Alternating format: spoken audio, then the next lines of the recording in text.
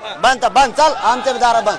तुम्ही थेट आता तुम्ही सरकारलाच धुडकावून लावताय. अरे बंद तुम्ही पागाला चुत्यात काढता का आम्हाला.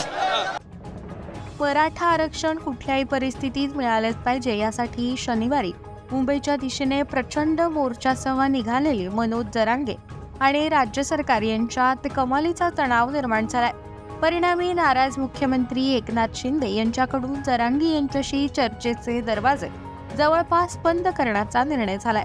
शिंदेंच्या या निर्णयाला सरकारमधील शिवसेना, राष्ट्रवादी काँग्रेस आणि भाजपच्या मंत्र्यांचं एकमत झाल्याची माहिती आहे. सरकार मराठ्यांना आरक्षण मिळवून देण्यासाठी प्रयत्न करत असताना जरांगे आपल्याच हेका कायम ठेवत असतील तर त्यांच्याशी बोलून काय फायदा, असा प्रश्नही सरकारमधील काही मंत्र्यांनी उपस्थित केलाय.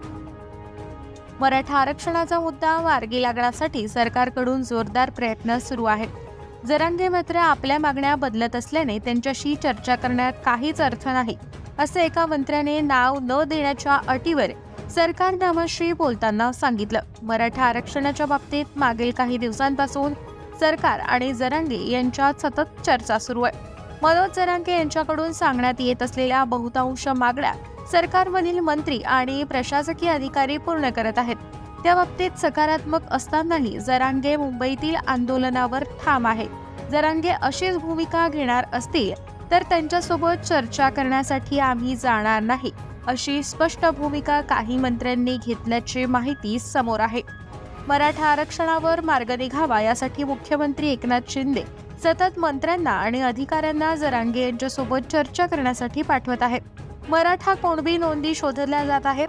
हे सर्व प्रयत्न केले जाते, मात्र निर्णयासाठी काही वेळ लागू शकतो आणि हे मान्य केलं पाहिजे. मनोज जरांगे यांनी मोर्चा काढावा, मुंबईला यावं हा त्यांचा अधिकार आहे, परंतु काम कुठे थांबलंय का हे देखील स्पष्ट करावं. विशेष म्हणजे मुख्यमंत्री शिंदे मराठ्यांना आरक्षण मिळावं म्हणून आग्रही आहेत, मात्र जरांगे मोर्चा काढणार असतील तर सरकार सुद्धा आता मागे हटणार नाही, अशी भूमिका बहुतांश मंत्र्यांची आहे.